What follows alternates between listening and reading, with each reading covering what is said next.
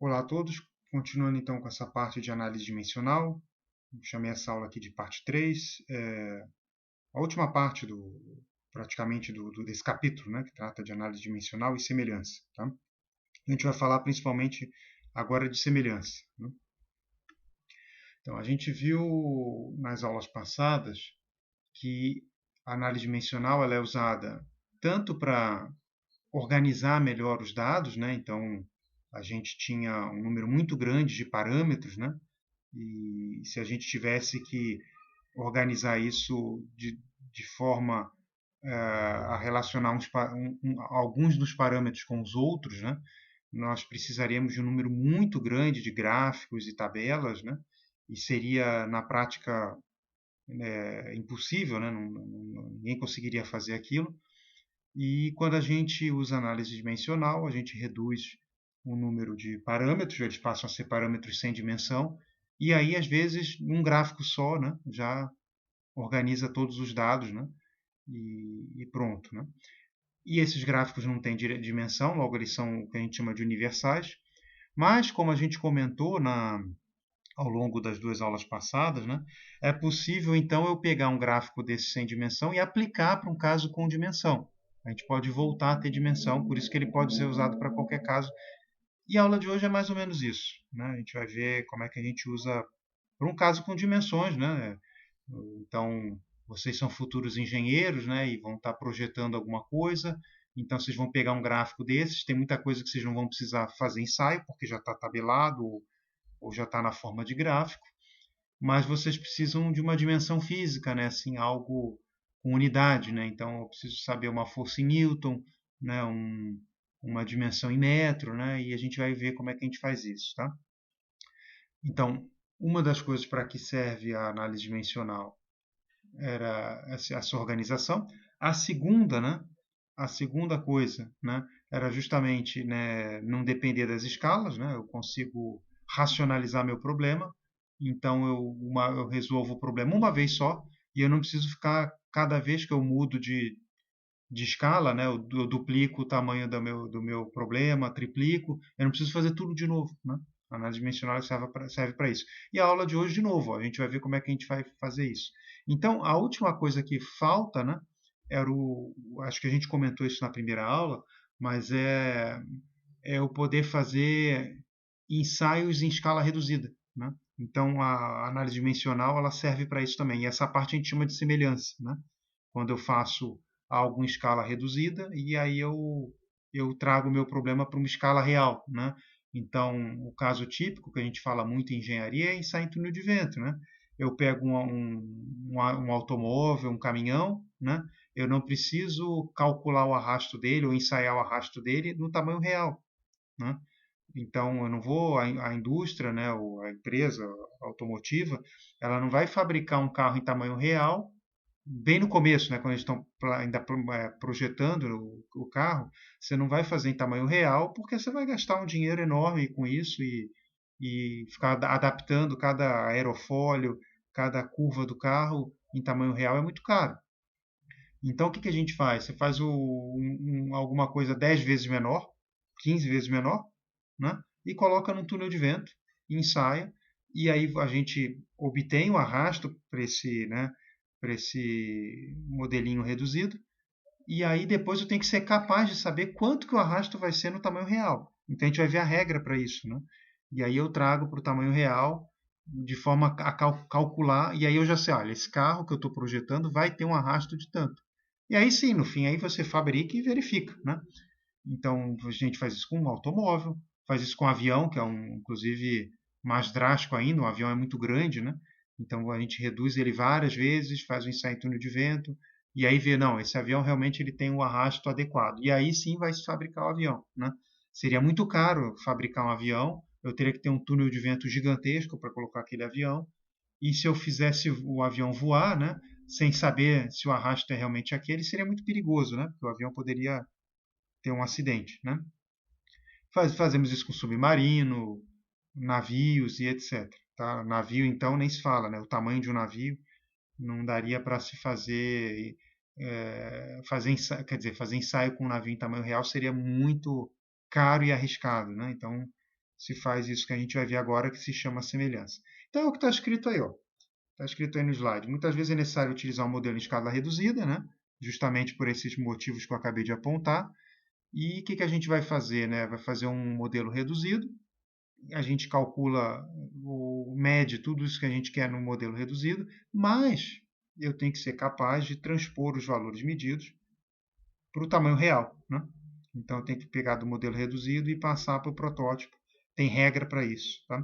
E é isso que a gente vai ver agora. Então, essas regras, algumas condições têm que ser atendidas. Né?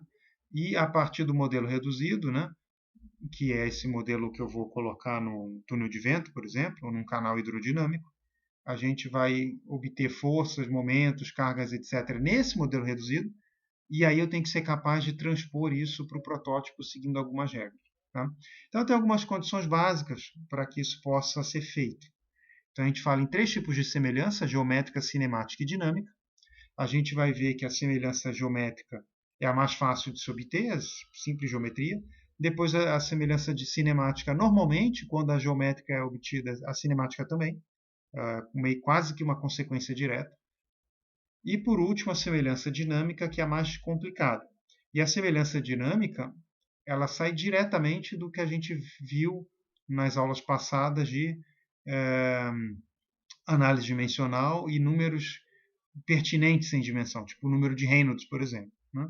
Então, essa é a mais difícil, tá? Então, quando a gente fala aqui, ó, a semelhança dinâmica, ela é a mais difícil de ser atendida. Normalmente, as duas primeiras são atendidas de forma muito fácil. Tá? Então, vamos lá. O que é essa semelhança geométrica? Simplesmente eu respeitar as dimensões, as proporções de dimensões entre o meu protótipo e o meu modelo. Então, isso aqui a gente conhece, né? Desde desenho técnico, né? Então, a gente conhece essa história de desenho feito em escala, né?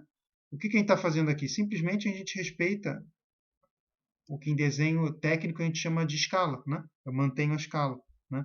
Então, por exemplo, se o meu objeto real é um aerofólio, então tem aqui um aerofólio, ele é bem grande esse aqui, inclusive, ó, 40 metros, tá vendo?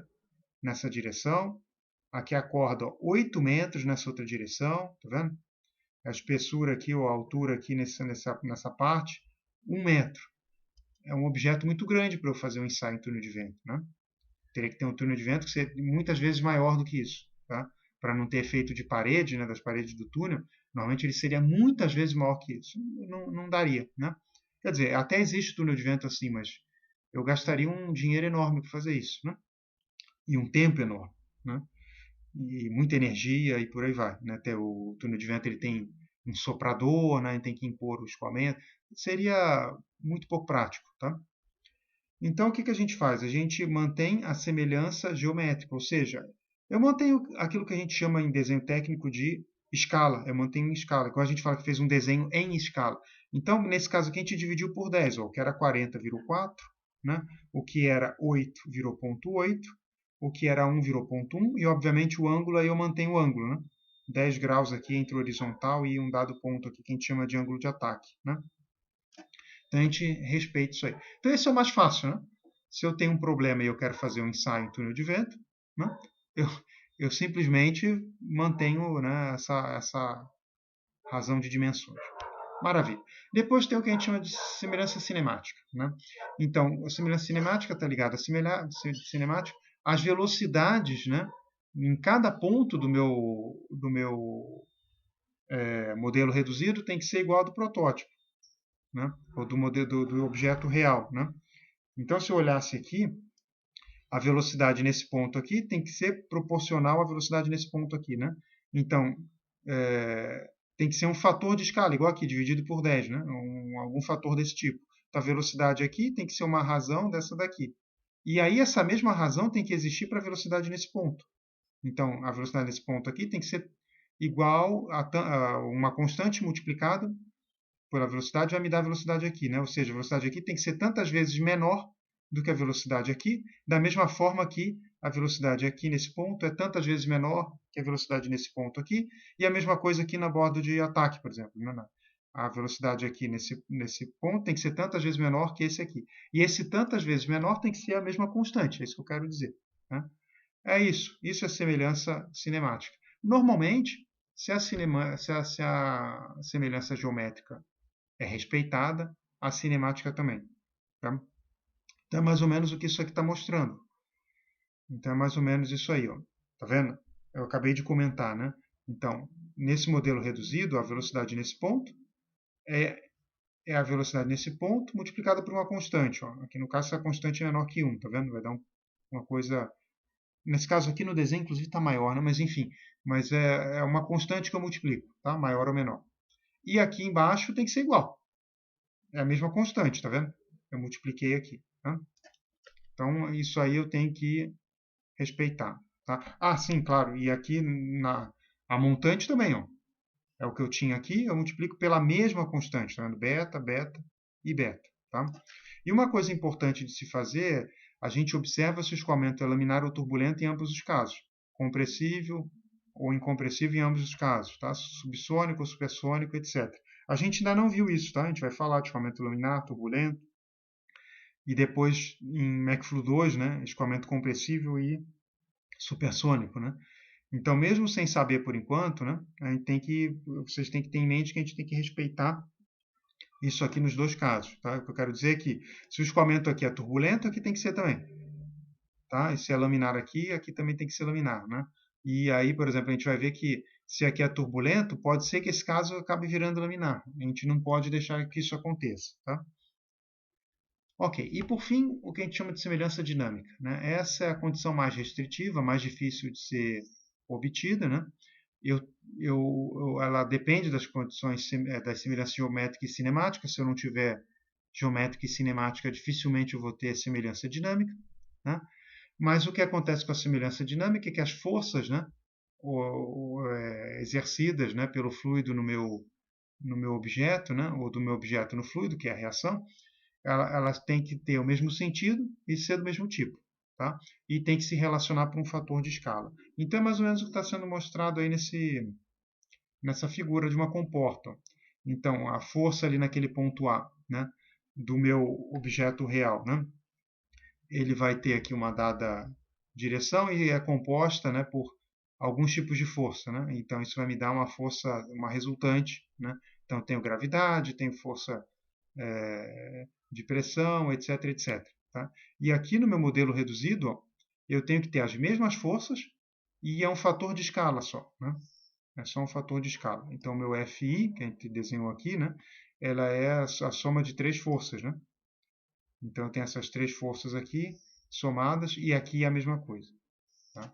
Obviamente, esse exemplo é um exemplo bem drástico. Né? Uma comporta é um objeto muito grande. Né? Então, se a gente for querer saber o que está acontecendo, obviamente eu tenho que usar o modelo reduzido. Tá?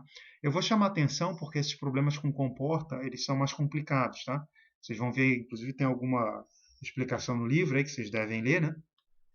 E que vai mostrar que toda vez que a gente tem superfície livre, essas condições de semelhança elas são um pouquinho mais difíceis de serem atendidas. Tá? E tem um tipo de problema, eu não vou falar disso agora, vou pedir para vocês lerem no livro, tem um tipo de problema que se chama semelhança incompleta, tá? Que é quando a gente não consegue atender todos os critérios e aí a gente tem que abrir mão de um. Tá? Deem uma olhada nisso, tá? Mas só chamando a atenção, esse tipo de problema com superfície livre é o mais complicado. Tá? Ok, e aí como é que a gente assegura a semelhança dinâmica? Não é complicado. Tá? O princípio da coisa não é complicado. Os outros dois casos, né, a semelhança que a gente falou aqui, ó, geométrica e cinemática, né, elas saem basicamente de geometria. Tá? Aqui a gente tem que assegurar as condições de força de uma forma não dimensional, né? De uma forma adimensional. A gente pega simplesmente aqueles grupos sem dimensão. Tá? Então a gente está vendo aí um problema que a gente viu do arrasto de uma esfera lisa na aula passada. Do teorema Pi, a gente tirou que a gente tem uma força sem dimensão, a gente deu um nome para isso, de CF, né? É o nosso coeficiente de fricção, é função de um outro. Então isso aqui está dizendo só que é função, né? Isso aqui não é gravidade, é uma função. Podia ser F minúsculo aqui, mas é uma função de um outro grupo sem dimensão que a gente viu que se chama número de Reynolds. Né? Então, o que a gente faz para assegurar a semelhança dinâmica? O meu modelo reduzido e o meu objeto em tamanho real, que a gente está chamando de protótipo, eles têm que ter o mesmo número de Reynolds, né? Para assegurar que eu tenho o mesmo CF, né? E aí eu tenho uma força sem dimensão que é igual tanto no modelo reduzido quanto no protótipo. É isso que eu tenho que assegurar. E aí eu asseguro a semelhança dinâmica. Eu preciso fazer isso se eu quiser fazer, por exemplo, ensaio em túnel de vento em canal hidrodinâmico. Tá? Eu preciso fazer isso. Né? Então, né, se a gente conseguir assegurar que o número de Reynolds no modelo é igual ao número de Reynolds no protótipo, eu posso fazer ensaio com modelo reduzido, né, e obter, então, que o meu CF do modelo reduzido é igual ao meu CF do meu protótipo. Não é a força que é igual. Né? Quem é igual é esse grupo aqui, sem dimensão, que a gente chama de coeficiente de fricção. Né? O meu CF é igual. Então, eu pus isso aqui, ó, as forças em vermelho. Né? As forças do modelo e protótipo não são iguais, né? Mas sim seu valor adimensional, que a gente chama de CF. E aí eu consigo isolar o F e achar a força. Né? A gente vai ver um exemplo. Então, um exemplo aqui. Né? Esse exemplo ele diz o seguinte: ó, um arrasto e um transdutor sonar deve ser previsto com base em testes em túnel de vento. Tá? Então, o sonar está na água, ele anda embaixo da água, mas a gente vai fazer um ensaio em túnel de vento. Então, o protótipo, que é o objeto em tamanho real, né, é uma esfera lisa com um pé de diâmetro e deve ser rebocado a 5 nós, né, claro, rebocado no navio, mas ele está embaixo d'água. Então, isso aqui é o meu objeto real. Então, eu vou fazer um modelo reduzido, que está aqui, de 6 polegadas de diâmetro, aí ele pede duas coisas. Ó, determine a velocidade de teste requerida no ar e se o arrasto sobre o modelo nas condições de teste for medido, né, no túnel de vento como 0,6 libra-forças, estime o arrasto sobre o protótipo. Então, esse problema ele é um problema bem prático, é um problema de engenharia realmente. Né? Então, vou falar em outras palavras, né, talvez para deixar mais com uma cara mais de problema de engenheiro, né? Por exemplo, um problema que vocês podem e vão ter no futuro. Né? É o seguinte, ó, um sonar. O que é um sonar? Né? É um objeto que está embaixo d'água emitindo ondas, né? E com o sonar a gente vai medir a distância do meu objeto para outros objetos. Tá? É o equivalente do radar, só que isso aí está embaixo d'água. Né? Então, como é que isso funciona? Então, um navio, imagina que aqui eu tenho acima eu tenho uma superfície livre, o meu navio está aqui em cima. Então ele está andando aqui, meu navio está andando, por exemplo, aqui no caso estaria vindo para a esquerda, estaria aqui, por exemplo, o navio vindo para a esquerda, né, rebocando isso aqui, ó, embaixo d'água. Né? Então, se eu coloco o meu sistema de referência no meu objeto, o que ele está vendo? Ele está vendo a água chegando e passando em volta dele. Né? E criando uma força aqui de arrasto, que a gente está chamando de força no protótipo, né? Que é o objeto em tamanho real. Então, esse objeto está se deslocando, se o sistema de referência for a Terra, né? For, por exemplo, a Terra que se encontra lá no fundo. Né? Então, isso aqui, ela está vendo, o fundo do mar, né? Ela está vendo esse objeto se deslocar para a direita. Para a esquerda, né? Está vendo se deslocar para a esquerda. Se eu coloco o meu sistema de referência aqui no objeto, então ele fica parado e a gente observa a água passando em volta dele. Tá? Maravilha, uma questão de sistema de referência. Então a gente está vendo a água chegando a 5 nós, que é a velocidade com a qual o objeto está sendo rebocado, passando em volta dele e criando uma força de arrasto. E ele tem um pé. Então esse é o problema. Né? Então o que eu quero, por exemplo, é saber qual o arrasto. Né? Porque o navio que está rebocando, obviamente, ele tem que ter um sistema de propulsão que esteja deslocando o próprio navio e, além disso, tem que ser capaz de arrastar isso aqui, né? Então é por isso que a gente precisa calcular esse valor para anexar isso aqui, né, no navio. Tá bom, então esse é o problema. Eu preciso saber isso aqui. Como é que eu resolvo o meu problema? Eu vou fazer ensaio em túnel de vento. Então, quem está falando aí, né? Eu vou fazer ensaio em túnel de vento, né? Ok. Opa. Fazer ensaio em túnel de vento. Tá bom. Para fazer um ensaio em túnel de vento, eu vou fazer um modelo reduzido aqui. Tá aqui, ó, menorzinho, né? E vou colocar ele no túnel de vento. E aí vem a primeira questão, né? Questão que o engenheiro precisa resolver. Qual a velocidade do ar no túnel de vento? Eu preciso saber, claro, qual o equivalente desses 5 nós no túnel de vento. Então essa é a primeira questão que a gente vai resolver. Né? Quanto eu preciso pôr de velocidade aqui no túnel de vento. né? Uma vez que eu coloquei a velocidade no túnel de vento, ele está falando aqui que eu coloquei uma dada velocidade, que vai ser a correta, a gente vai calcular, eu faço o ensaio e aí eu meço isso aqui, ó. Né? Eu ponho um transdutor de carga aqui no meu objeto, né, no meu modelo reduzido, e eu meço 0,6 libra-força. Tá bom, legal, medi isso aqui no túnel de vento. Mas isso aqui corresponde a que força aqui? Que é o meu problema, né? Eu preciso saber isso aqui. Então, essas duas perguntas a gente tem que fazer. Uma é para poder, inclusive, fazer o teste, né? E a segunda é minha resposta final. Então é simples, eu preciso manter isso aqui, ó. É isso que eu preciso fazer. Eu preciso manter o número de Reynolds para fazer o teste. Então isso aqui vai me dar a velocidade do teste. E depois, uma vez que eu medir a força no modelo reduzido, eu preciso achar a força no protótipo, mantendo isso aqui. É só isso, tá? Mas eu preciso tomar cuidado. Então a primeira coisa, a gente tem a nossa relação. Então eu preciso manter o Reynolds do modelo igual ao Reynolds do protótipo. Então eu venho, por exemplo, no meu protótipo, a gente falou que a velocidade é 5 nós, né? Isso aqui é uma unidade que a gente não costuma usar muito fora de problemas de engenharia naval, né? Mas é tranquilo, né? A gente converte isso aqui então para outra unidade. Ele colocou a unidade em pé por segundo. Então, essa primeira parte está simplesmente convertendo de nó para pé por segundo. E aí o que eu preciso fazer, a gente viu, né? É manter o número de Reynolds, né, desse caso igual a desse caso aqui, né? Então é a segunda parte, eu tenho que manter isso aqui constante. Então o número de Reynolds do protótipo, ou seja, o número de Reynolds do objeto em tamanho real, eu vou pegar a velocidade dele, agora em pé por segundo, né? Eu tenho que multiplicar pelo diâmetro, pela massa específica da água e dividir pelo μ da água. Então a massa específica e o μ da água está tabelado, a gente vai colocar aqui unidade inglesa, de forma que nada